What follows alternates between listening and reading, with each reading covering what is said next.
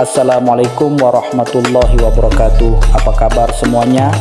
Semoga kita diberikan keberkahan dalam hidup oleh Allah Subhanahu wa taala. Amin ya rabbal alamin.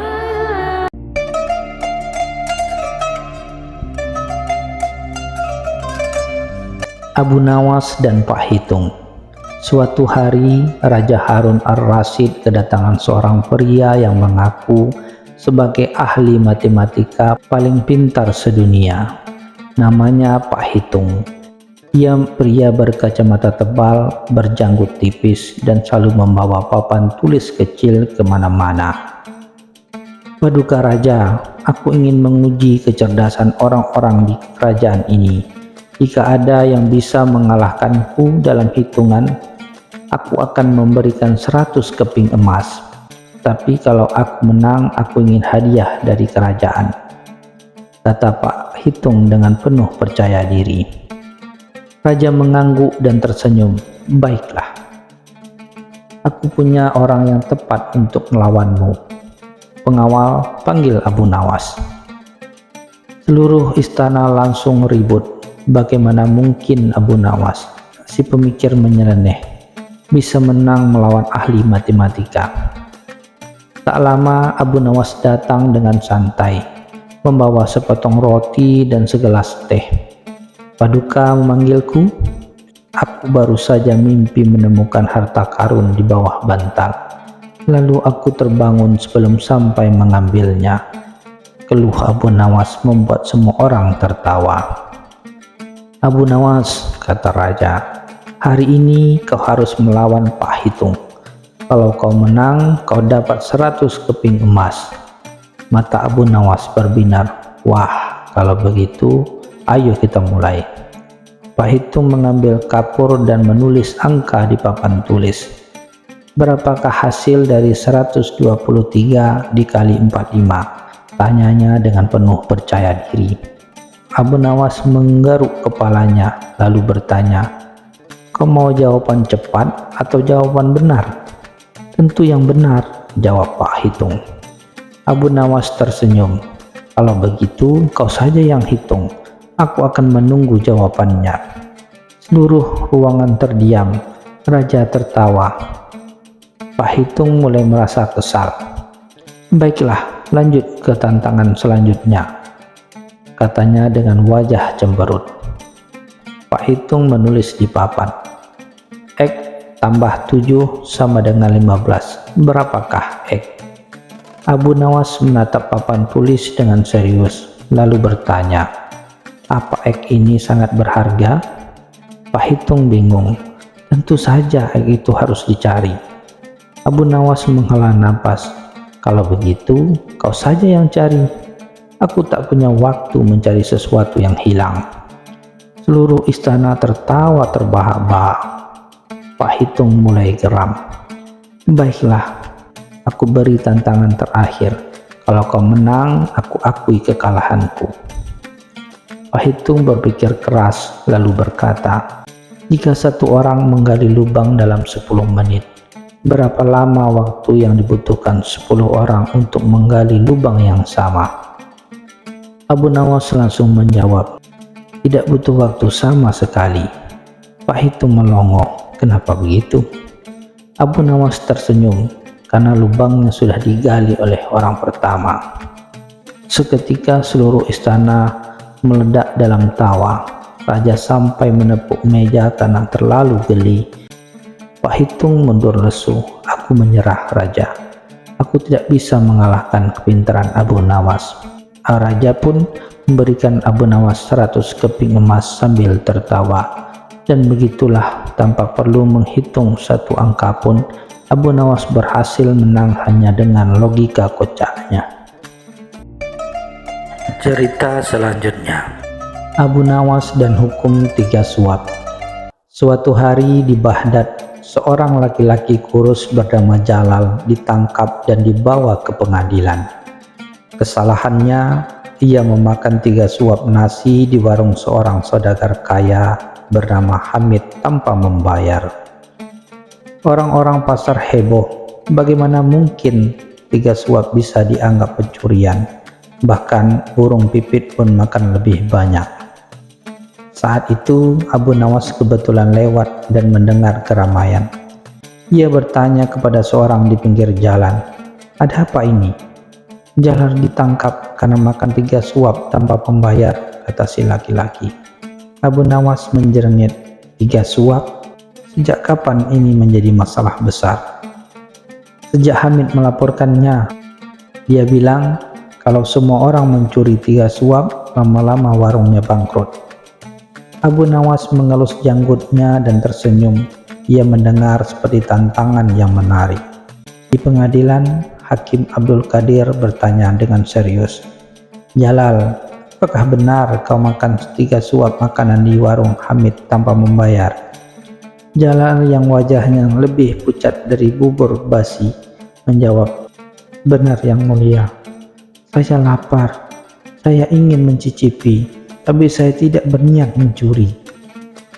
Hamid langsung menyela, "3 suap yang mulia. Kalau semua yang makan 3 suap tanpa bayar, aku bisa gulung tikar. Itu pencurian." Hakim berpikir sejenak lalu berkata, "Baiklah, sesuai hak, sesuai hukum. Jika seorang mengambil sesuatu tanpa izin, itu adalah pencurian. Kau harus membayar atau menerima hukuman." Jalal hampir pingsan. Ia bahkan tak punya uang untuk membeli 1 suap, apalagi membayar 3. Saat itu Abu Nawas maju, "Yang mulia, bolehkah saya mengajukan pertanyaan?" Hakim mengangguk, "Silakan." Abu Nawas tersenyum lebar. "Jika 3 suap makanan dianggap mencuri, bagaimana dengan udara di warung Hamid?" Semua orang terdiam. Abu Nawas melanjutkan, "Setiap pelanggan yang duduk di warung Hamid pasti menghirup udara yang mengandung aroma makanan. Itu membuat mereka lapar. Bukankah itu juga mengambil sesuatu dari warung Hamid tanpa izin?" Orang-orang mulai tertawa. Hamid mulai berkeringat. Abu Nawas menambahkan, "Jika Jalal harus membayar 3 suapnya, maka Hamid juga harus membayar tiap orang yang pernah mencium bau masakannya tanpa membeli." Hakim berpikir keras. Ini masuk akal." Hamid panik. "Tapi ini beda, yang mulia. Udara tidak bisa dihitung." Abu Nawas tersenyum lebih lebar. "Tapi makanan juga tidak bisa berjalan sendiri masuk ke mulut Jalal, bukan? Dia tidak mencuri, dia hanya mencicipi, seperti orang lain yang menghirup aroma masakanmu tanpa membayar." Orang-orang mulai bertepuk tangan dengan tertawa. Hamid makin pucat.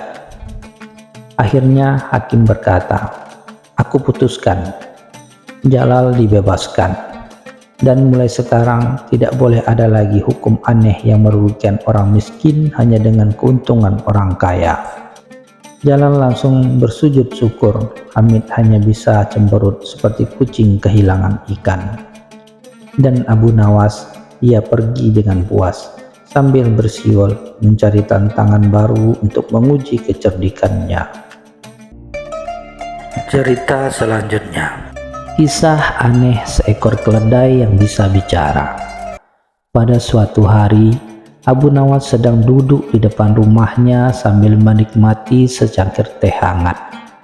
Tiba-tiba seorang petani datang tergopoh-gopoh dengan wajah cemas. "Abu Nawas, tolong aku. Keledaiku mendadak bisa berbicara," kata petani itu sambil terengah-engah. Abu Nawas tertawa kecil. "Keledai bisa bicara? Kau pasti bercanda." "Tidak, sungguh. Jika kau tak percaya, datanglah ke kandangku, dengarkan sendiri." Penasaran, Abu Nawas mengikuti petani itu menuju kandangnya. Setibanya di sana, Abu Nawas mendekati keledai itu dengan hati-hati. Keledai itu menatapnya dengan tatapan yang aneh, lalu tiba-tiba berkata, "Selamat datang, Abu Nawas." Abu Nawas melompat mundur karena terkejut. "Astaga, kau benar-benar bisa bicara." Keledai itu mengangguk. "Tentu saja aku bisa bicara." Sebenarnya aku dulu adalah seorang pangeran yang dikutuk menjadi keledai karena kesombonganku. Abu Nawas menggaruk-garuk kepalanya. Jadi, apa yang kau butuhkan dariku? Aku butuh kau membawaku ke istana Raja Harun ar-Rasyid. Hanya raja yang bisa membebaskan kutukanku, jawab keledai itu. Abu Nawas berpikir sejenak. Baiklah, tetapi aku punya satu syarat. Jika kau ingin aku membawamu, kau harus bersumpah tidak akan berbicara di jalan agar orang-orang tidak panik. Keledai itu setuju. Maka Abu Nawas menaikkan keledai itu ke atas gerobak dan membawanya menuju istana. Namun di tengah perjalanan, Abu Nawas merasa iseng ingin sedikit bersenang-senang. Hai keledai, bagaimana jika bermain teka-teki? Tanya Abu Nawas. Tentu, aku suka teka-teki, jawab keledai itu dengan semangat. Baiklah, apa yang lebih berat? Sekarung kapas atau sekarung batu? Keledai itu berpikir sejenak. Itu mudah. Sekarung batu lebih berat. Namun Abu Nawas tertawa terbahak-bahak. Salah. Keduanya beratnya sama jika timbangannya sekarung. Keledai itu mendengus kesal. Kau benar-benar suka bercanda, Abu Nawas. Abu Nawas tiba di gerbang istana. Para penjaga melihat Abu Nawas membawa seekor keledai, mereka pun menghentikannya. Mau apa kau membawa keledai ke istana? Tanya salah satu penjaga. Abu Nawas menjawab dengan santai. Aku membawa pangeran yang dikutuk menjadi keledai. Ia ingin bertemu Raja Harun ar-Rasyid. Para penjaga tertawa terbahak-bahak. Kau pasti sedang bercanda. Tiba-tiba keledai itu berbicara. Aku sungguh seorang pangeran.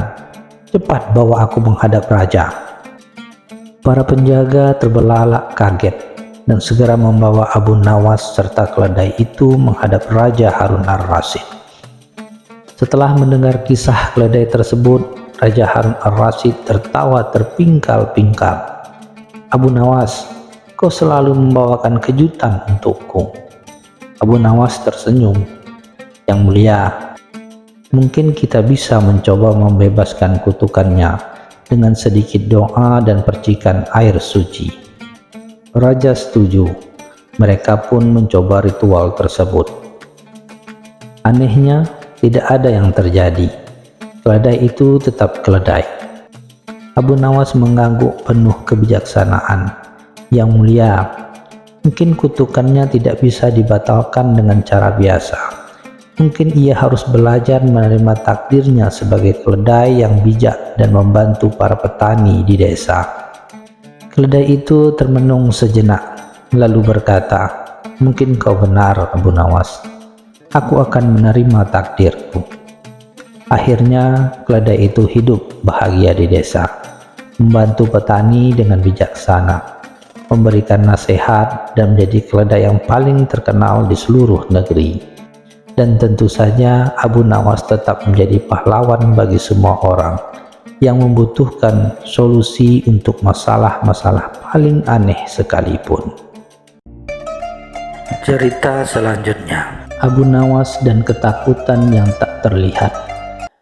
Sebuah desa kecil, ada seorang pria kaya bernama Tuan Basir yang terkenal sebagai pengecut terbesar di negeri itu. Ia takut gelap, takut kucing, takut suara keras, bahkan takut bayangannya sendiri. Rumahnya penuh dengan lampu yang menyala siang malam, dan ia selalu membawa pelayan kemanapun agar tidak sendirian.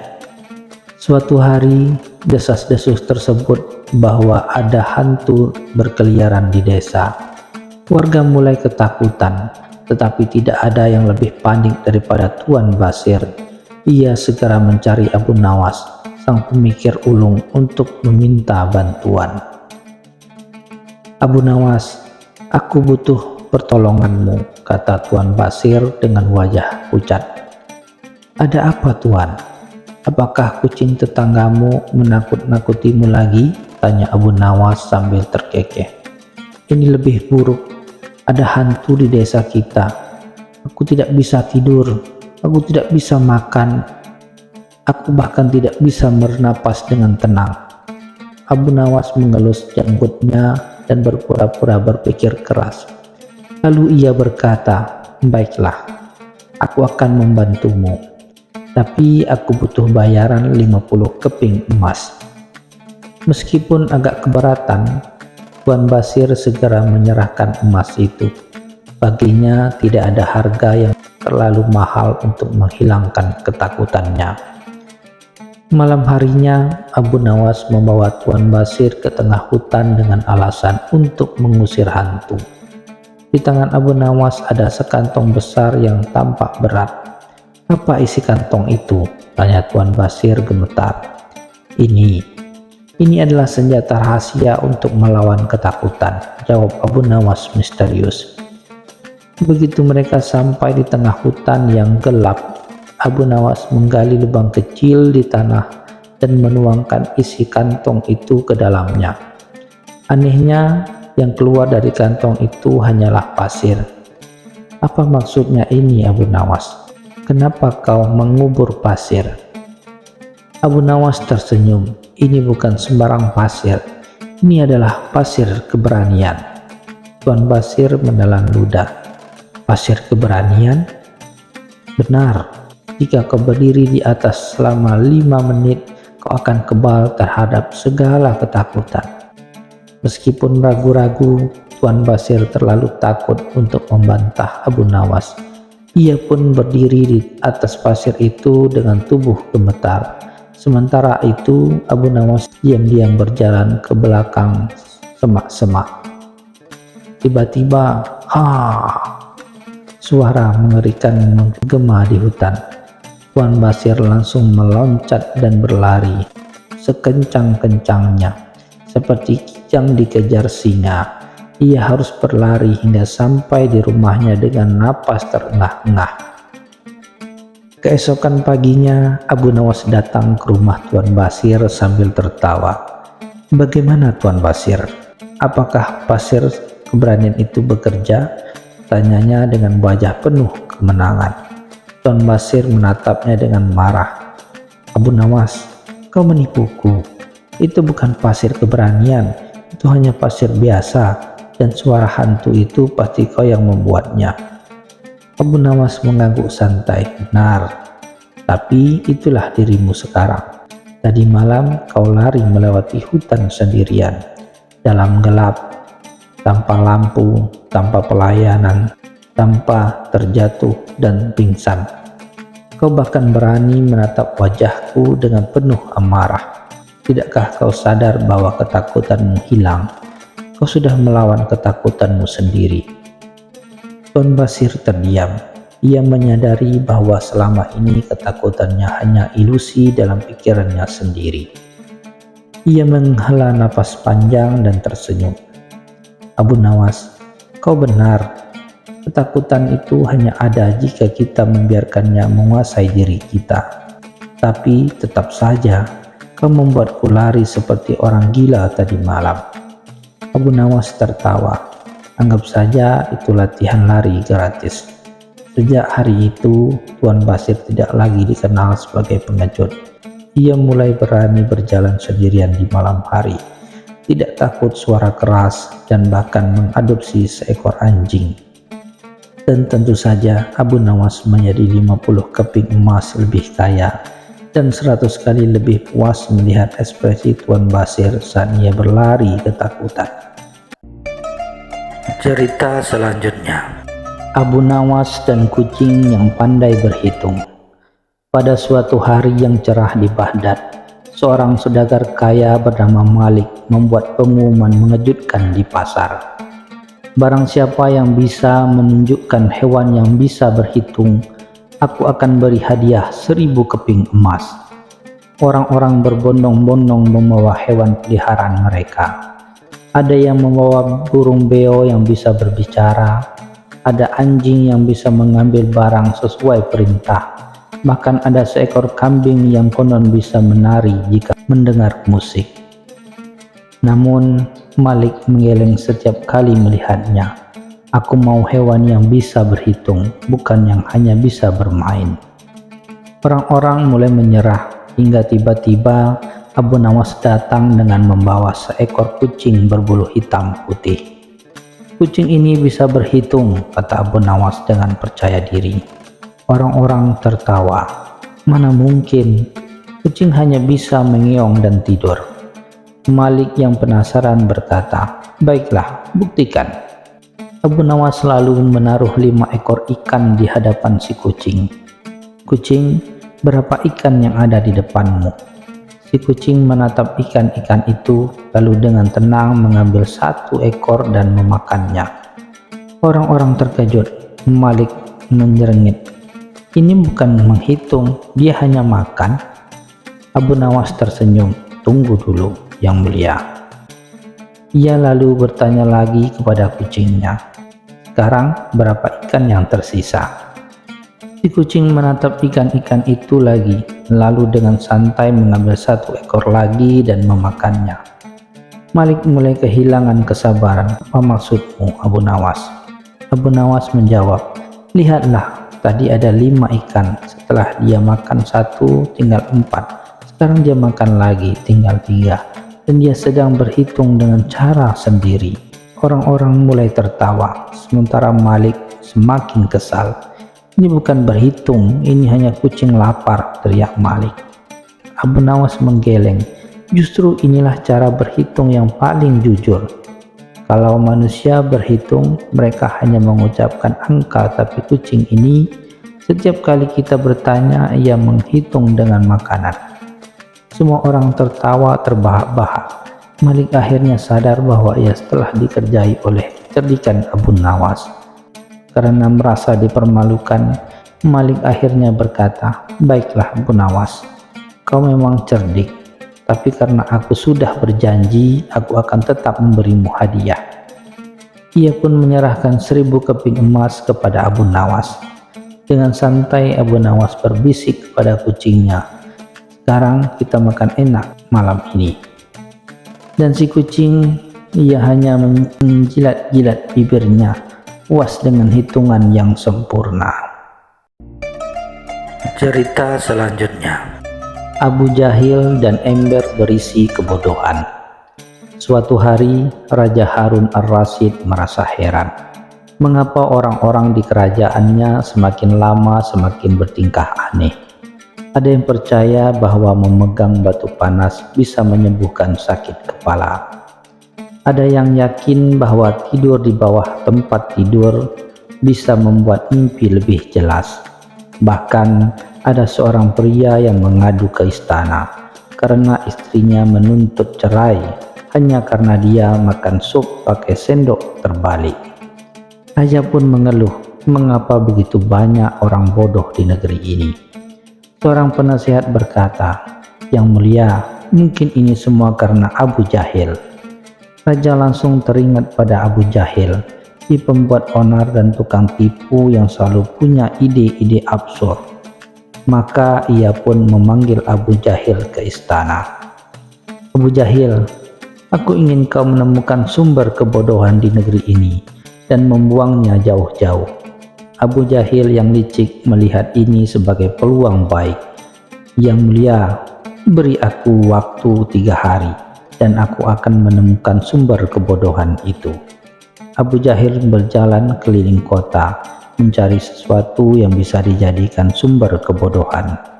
Saat itu ia melihat seorang pedagang berteriak, air ini berasal dari sumur ajaib.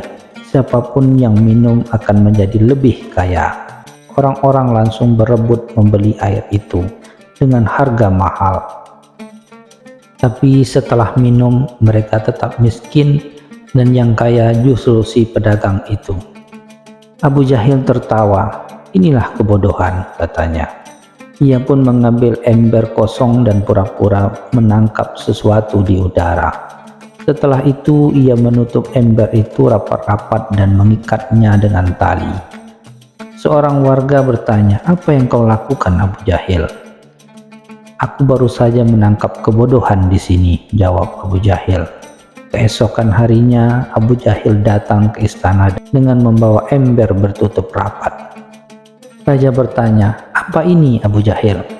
Abu Jahil berdiri tegak dan berkata, "Yang mulia, setelah penelitian panjang, aku menemukan bahwa kebodohan berasal dari ember ini." Raja menyeringet, "Benarkah? Coba aku lihat." Abu Jahil buru-buru berkata, "Tunggu, Yang Mulia. Jika ember ini dibuka di istana, maka kebodohan akan menyebar ke semua pejabat kerajaan." Para menteri langsung mundur ketakutan. Mereka tak mau jadi lebih bodoh dari sebelumnya. Raja mengangguk. "Lalu apa yang harus kita lakukan?" Abu Jahil berkata, "Ember ini harus dibuang sejauh mungkin dari kerajaan, ke tempat yang tidak akan pernah ditemukan lagi." Maka raja pun menyuruh prajurit membawa ember itu ke laut dan melemparkannya sejauh mungkin. Beberapa hari kemudian, rakyat kembali bertingkah aneh. Ada yang percaya bahwa mengikat kepala dengan rumput bisa membuat otak lebih encer. Ada yang yakin bahwa berbicara ke dalam kendi bisa mempercepat datangnya jodoh. Bahkan seorang pria datang ke istana menangis karena ayam peliharaannya tidak mau berbicara kepadanya. "Abu Jahil, aku pikir kau sudah membuang kebodohan dari negeri ini." Abu Jahil yang sedang makan anggur di sudut ruangan hanya tersenyum santai. "Yang Mulia, sepertinya kebodohan itu bisa berenang." Raja hanya bisa menepuk jidat, sementara Abu Jahil tertawa terbahak-bahak. Cerita selanjutnya. 3 pertanyaan sulit dari Raja Harun Ar-Rasyid. Suatu pagi, Raja Harun Ar-Rasyid duduk di singgasananya sambil berpikir keras. Ia merasa penasaran, apakah Abu Nawas benar-benar cerdas yang dikatakan orang-orang, atau hanya seorang tukang bicara yang pandai mengelabui lawan. Maka ia memanggil Abu Nawas ke istana. Tak lama kemudian, Abu Nawas tiba dengan senyum khasnya. "Ampun Baginda, apakah ada sesuatu yang bisa hamba bantu?" Raja menyandarkan punggungnya dan berkata, "Abu Nawas, aku ingin mengujimu dengan 3 pertanyaan. Jika kau bisa menjawab semuanya dengan benar, aku akan memberimu hadiah besar. Tapi jika kau gagal, kau harus menerima hukuman." Abu Nawas tersenyum tenang. "Baik Baginda, silakan ajukan pertanyaannya." Pertanyaan pertama, berapa jumlah bintang di langit? Raja tersenyum licik. Para menteri yang hadir mulai berbisik-bisik. Mereka tahu ini pertanyaan yang mustahil dijawab. Namun Abu Nawas tetap tenang. Dia berdiri melangkah ke depan, lalu berkata, "Baginda, apakah boleh hamba membawa seekor domba ke hadapan Anda?" Raja menyernitkan dahi. "Apa hubungannya domba dengan jumlah binatang?" "Harap sabar Baginda. Ini bagian dari jawaban hamba," kata Abu Nawas. Raja mengangguk, lalu seekor domba pun dibawa ke hadapan mereka. Abu Nawas menunjuk bulu-bulu di tubuh domba itu dan berkata, "Baginda, setiap helai bulu domba ini mewakili suatu bintang di langit. Silakan hitung sendiri jika Baginda tidak percaya." Raja tersenyum. Dia tahu bahwa tidak mungkin menghitung bulu domba satu persatu. Dia pun mengangguk dan berkata, "Baiklah, jawabanmu cerdik. Aku terima. Sekarang pertanyaan kedua. Di mana tengahnya dunia?" Raja tersenyum. Abu Nawas berpikir sejenak, lalu tersenyum. Ia berjalan mendekati raja, mengetuk lantai dengan tongkatnya dan berkata, "Baginda, tepat di tengah tempat ini." Raja menyernit. "Bagaimana bisa?" Abu Nawas menjawab dengan santai, "Baginda, Dunia itu bulat dan luas. Dimanapun kita berdiri, itulah titik tengahnya. Karena semua sisi memiliki jarak yang sama ke ujung lainnya. Para menteri terperangah mendengar jawaban itu. Raja pun terdiam sejenak, lalu tersenyum. Baik, jawabanmu masuk akal. Sekarang pertanyaan ketiga. Raja menatap tajam ke arah Abu Nawas. Sekarang coba tebak, apa yang sedang kupikirkan saat ini? Para menteri tersentak. Ini jelas pertanyaan yang paling sulit. Bagaimana mungkin seorang bisa tahu isi pikiran orang lain? Namun Abu Nawas tetap tenang. Ia menatap raja dengan serius, lalu tiba-tiba tersenyum lebar. Baginda sedang berpikir bahwa hamba tidak akan bisa menjawab pertanyaan. Katanya dengan penuh keyakinan. Raja terbelalak. Astaga, itu memang yang sedang kupikirkan. Seluruh istana pun gemuruh dengan tawa. Para menteri kagum dan raja tertawa sambil menggelengkan kepala. Abu Nawas, kau benar-benar tidak bisa dikalahkan. Sebagai tanda kekaguman, raja memberikan hadiah besar kepada Abu Nawas. Sejak saat itu tidak ada lagi yang meragukan kecerdasannya. Cerita selanjutnya. Cara Abu Nawas menghindari pajak. Pada suatu hari, Raja Harun Ar-Rasyid mengeluarkan peraturan baru. Setiap warga harus membayar pajak yang lebih besar dari biasanya. Pajak itu akan digunakan untuk memperbaiki istana, membangun jalan-jalan, dan memperkuat pasukan kerajaan. Namun rakyat mulai mengeluh. Pajak yang terlalu tinggi membuat hidup semakin sulit. Bahkan Abu Nawas yang terkena cerdik merasa berat untuk membayarnya. Kalau aku harus membayar pajak sebesar ini, mungkin aku harus jual otakku juga, keluh Abu Nawas kepada istrinya. Istrinya hanya tertawa. Kau selalu punya cara, Abu. Pasti kau bisa menemukan jalan keluar. Mendengar itu, Abu Nawas tersenyum. Dia mulai merancang sebuah rencana untuk menghindari pajak dengan cara yang tidak akan membuatnya ditangkap. Beberapa hari kemudian, saat hari pembayaran pajak tiba, semua warga berbondong-bondong datang ke kantor pajak kerajaan. Mereka membawa uang hasil panen atau barang berharga lainnya sebagai pembayaran. Ketika giliran Abu Nawas tiba, para petugas pajak sudah siap dengan catatan mereka. Abu Nawas, kata salah satu petugas, berapa pajak yang kau bawa hari ini? Abu Nawas tersenyum santai. Ampun Tuan Petugas, saya datang bukan untuk membayar pajak, tetapi untuk mengajukan keberatan. Para petugas saling berpandangan. Keberatan? Kenapa?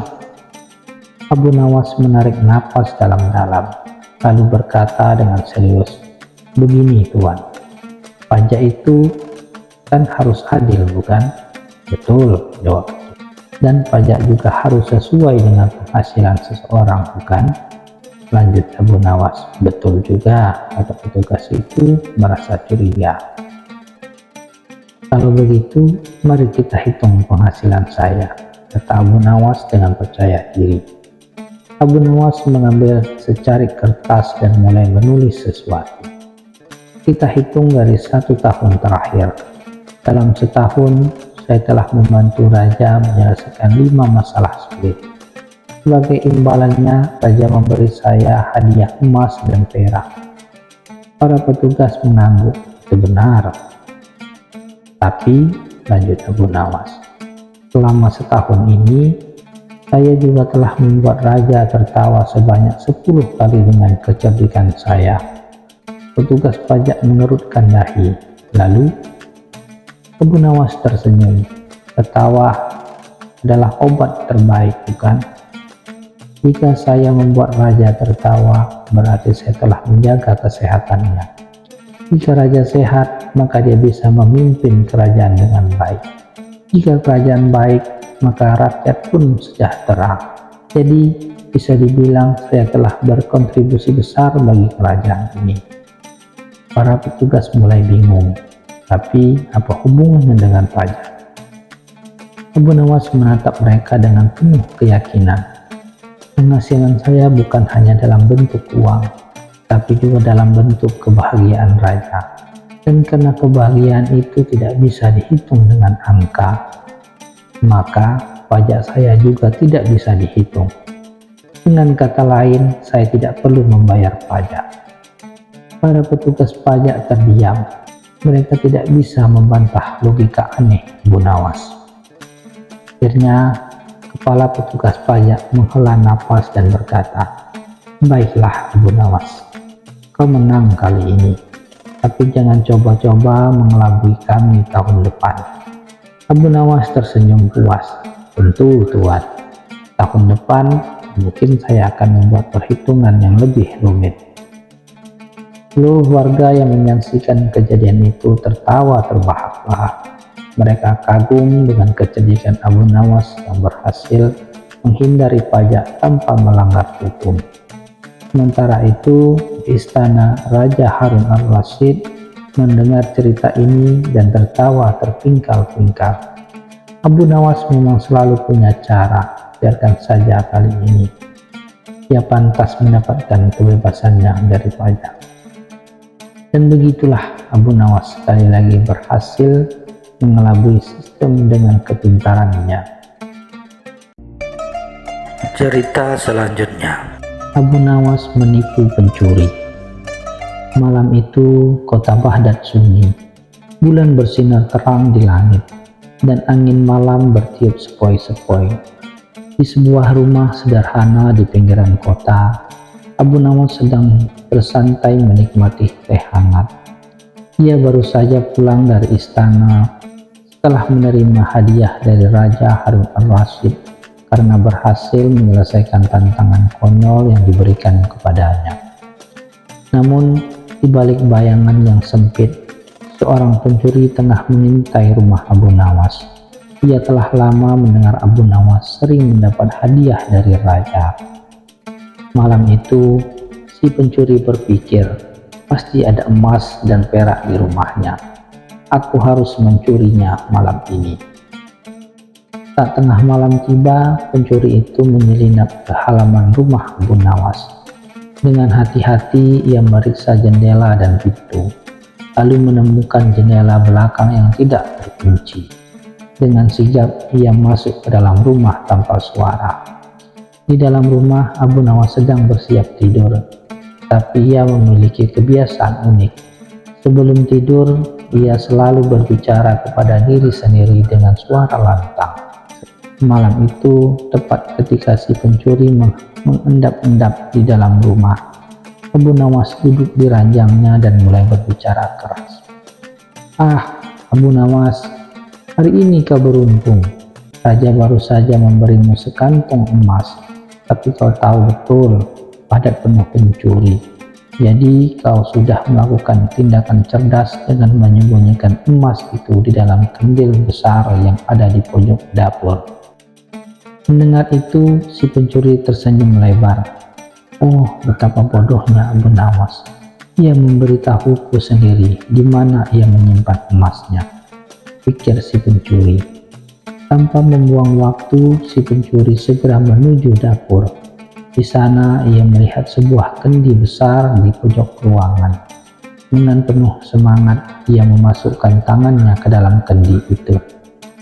Namun begitu tangannya masuk ke dalam, ia langsung merasakan sesuatu yang lengket dan kental.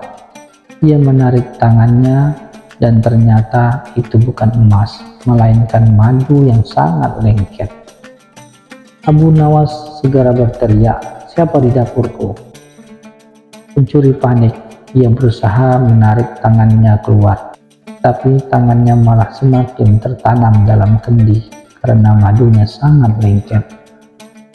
Dalam hitungan detik, Abu Nawas masuk ke dapur dengan membawa lampu minyak.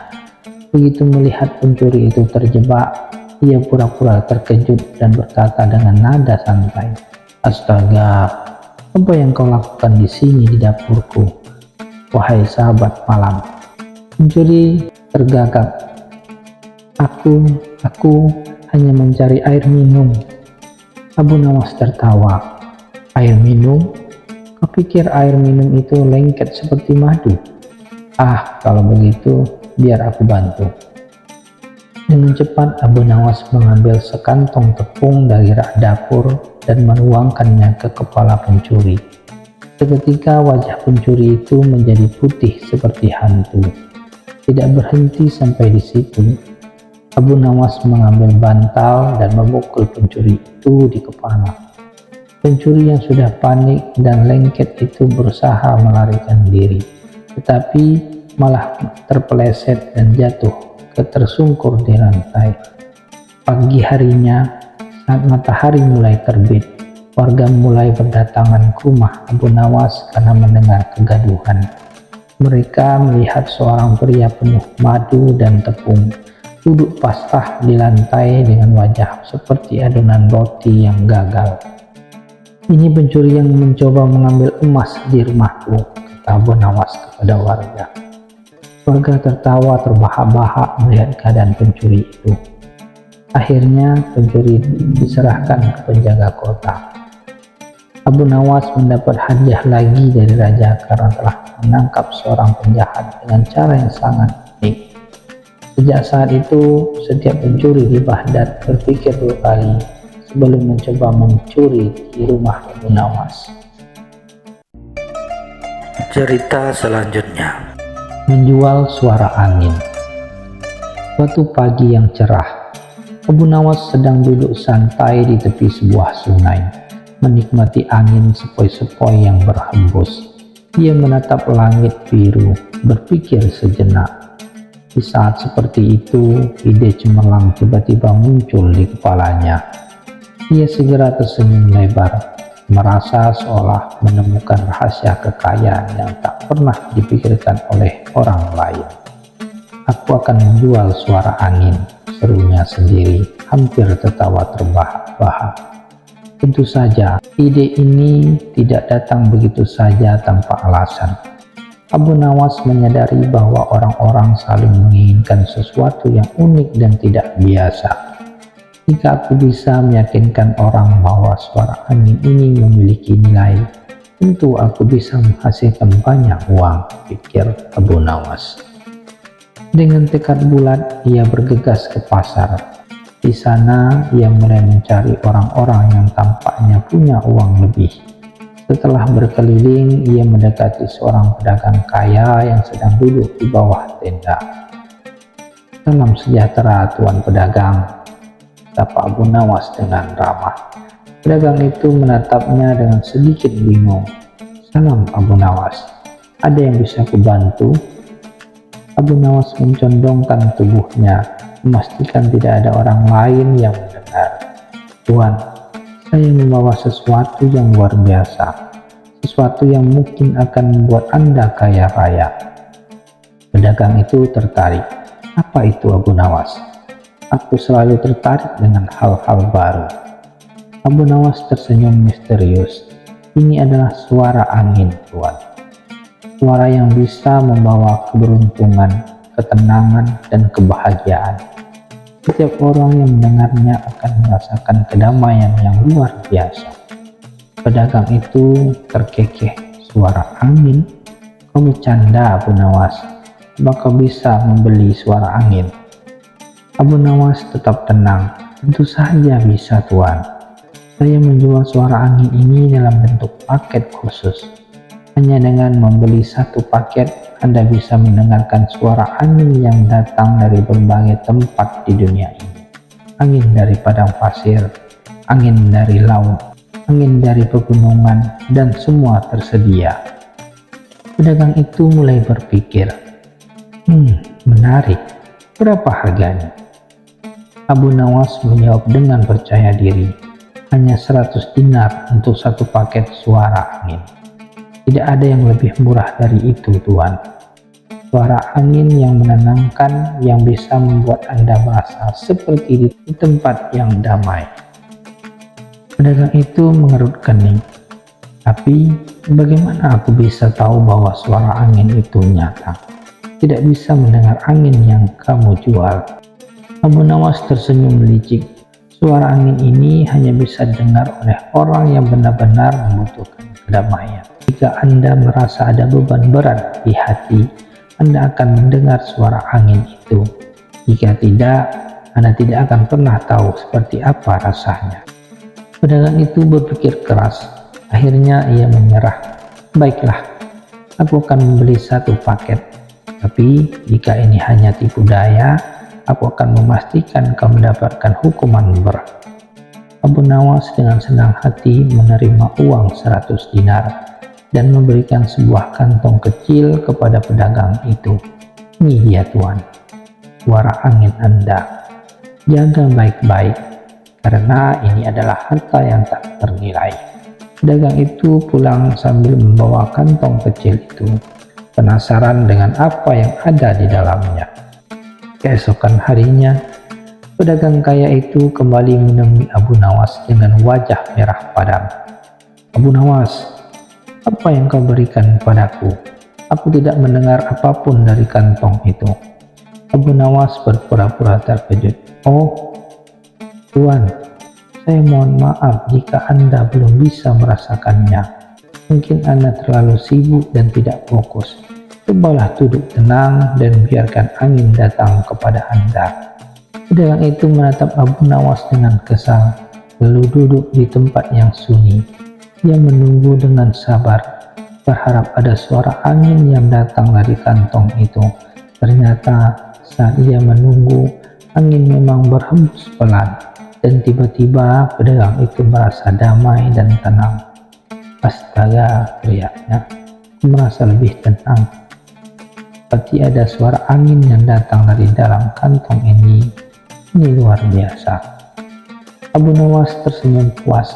Lihat tuan, suara angin itu hanya bisa didengar jika Anda membiarkannya masuk ke hati. Semua orang bisa mendengar angin, tetapi tidak semua orang merasakannya. Pedagang itu akhirnya tersenyum dan mengangguk. Kau benar, Abu Nawas. Aku merasa lebih baik sekarang. Terima kasih telah memberiku kedamaian. Abu Nawas tersenyum sambil melambaikan tangan. Itulah yang saya jual tuan. Suara angin yang memberikan kedamaian. Cerita selanjutnya. Abu Nawas dan kamar yang haram tapi halal. Pada suatu hari, Abu Nawas sedang duduk santai di depan rumahnya ketika seorang pedagang kaya bernama Abdul Karim datang dengan wajah muram. Abu Nawas, aku punya masalah besar, kata Abdul Karim. Abu Nawas mengelus janggutnya, pura-pura berpikir keras. Padahal dalam hatinya dia sudah senang, karena kalau ada orang kaya datang dengan masalah, biasanya akan ada hadiah setelahnya. Katakanlah wahai sahabatku, masalahmu adalah masalahku juga, selama ada makanannya, jawab Abu Nawas sambil tersenyum. Aku dituduh minum khamar, padahal aku tidak merasa melakukannya, kata Abdul Karim dengan panik. Abu Nawas mengangkat alisnya. Tidak merasa? Jadi kau tidak ingat? Tidak, aku sadar sepenuhnya. Aku hanya meminum sesuatu yang diberikan oleh seorang saudagar dari negeri jauh. Rasanya manis, segar, dan sedikit hangat di perut. Tetapi tiba-tiba orang berteriak, Abdul Karim minum khamar, Abdul Karim mabuk. Aku bahkan tidak mabuk. Bagaimana ini bisa terjadi? Abu Nawas mengusap dagunya, lalu bertanya, apakah masih punya sisa minuman itu? Tentu, aku membawanya untuk diperiksa olehmu. Abdul Karim menyerahkan botol kecil berisi cairan bening.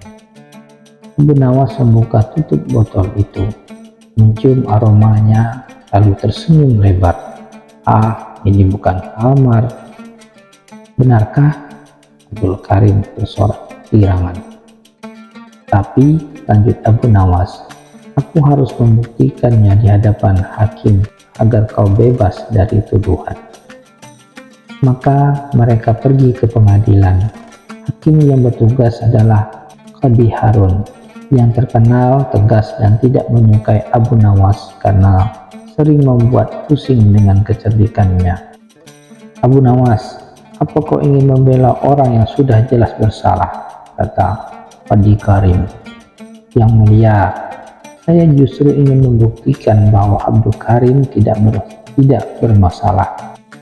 "Yang mulia, saya justru ingin membuktikan bahwa Abdul Karim tidak bersalah. Tuduhan bahwa ia meminum khamar adalah keliru," kata Abu Nawas dengan percaya diri. "Baik, apa buktinya?" tanya Qadhi Harun. Abu Nawas mengangkat botol kecil itu dan berkata, "Ini minuman yang diminum Abdul Karim.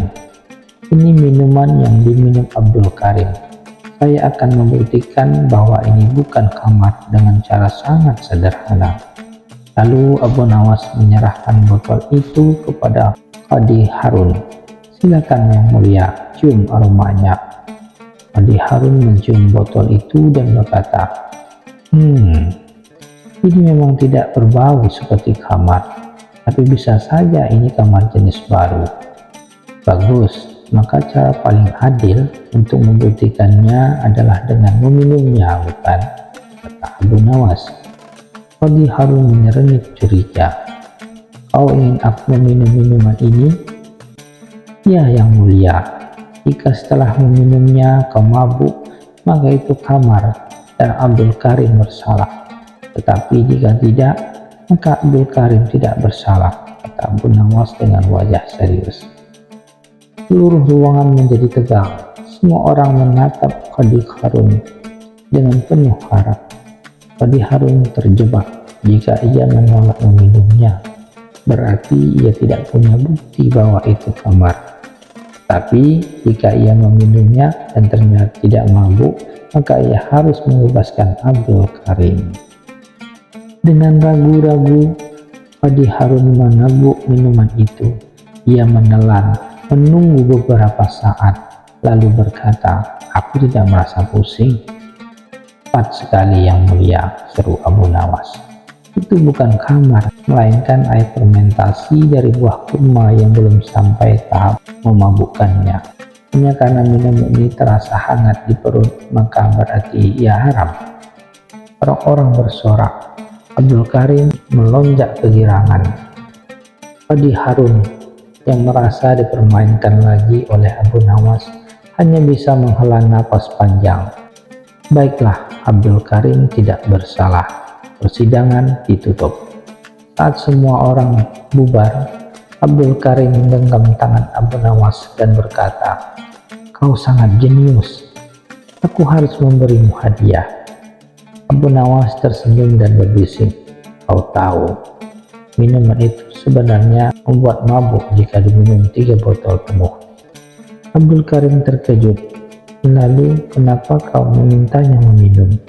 "Aku yakin hakim tidak akan berani meminumnya sampai 3 botol, kata Abu Nawas sambil tertawa. "Jika ia mabuk, maka ia sendiri yang akan masuk penjara." Abdul Karim terbahak-bahak lalu memberi Abu Nawas kantong emas. Sementara itu, Qadhi Harun masih duduk di kursinya, bertanya-tanya mengapa ia selalu kalah dari kecerdasan Abu Nawas. Cerita selanjutnya. Abu Nawas dan raja yang tertipu sendiri. Suatu hari, Raja Harun Ar-Rasyid duduk di singgasananya sambil berpikir keras. Ia sudah berkali-kali dikelabui oleh kecerdikan Abu Nawas. Kini ia ingin membalikkan keadaan. Ia ingin menguji apakah Abu Nawas benar-benar pintar atau hanya beruntung selama ini. Raja pun memanggil Abu Nawas ke istana. "Abu Nawas," kata raja dengan nada serius, "kali ini aku ingin mengujimu dengan tantangan yang sangat sulit." Abu Nawas membungkuk hormat. "Ampun Baginda, apapun tantangan itu, hamba akan berusaha sebaik mungkin." Raja tersenyum licik. "Aku ingin kau mencari seekor ayam jantan yang bisa bertelur. bawakan kepadaku dalam waktu 3 hari atau kau akan dihukum berat. Mendengar tantangan itu, Abu Nawas langsung tahu bahwa raja sedang berusaha menjebaknya. Tidak mungkin ada ayam jantan yang bisa bertelur, tetapi ia tidak panik. Ia hanya tersenyum kecil dan menjawab, "Baik Baginda, hamba akan memenuhi perintah Anda." Alih-alih mencari ayam jantan, Abu Nawas pergi ke pasar dan membeli beberapa telur. Lalu ia pulang ke rumah dan berpikir keras. Ia tahu tidak mungkin memenuhi perintah raja secara harfiah. Jadi ia harus mencari cara untuk membalikkan keadaan. Abu Nawas menyuruh seorang pelayannya untuk menyebarkan berita aneh ke seluruh kota. Besok pagi, Abu Nawas akan melakukan sesuatu yang mustahil. Datanglah ke istana untuk menyaksikannya. Warga yang penasaran pun mulai berdatangan ke istana. Bahkan para menteri dan pejabat kerajaan ikut menunggu kejutan dari Abu Nawas. Keesokan harinya, Abu Nawas datang ke istana dengan wajah serius.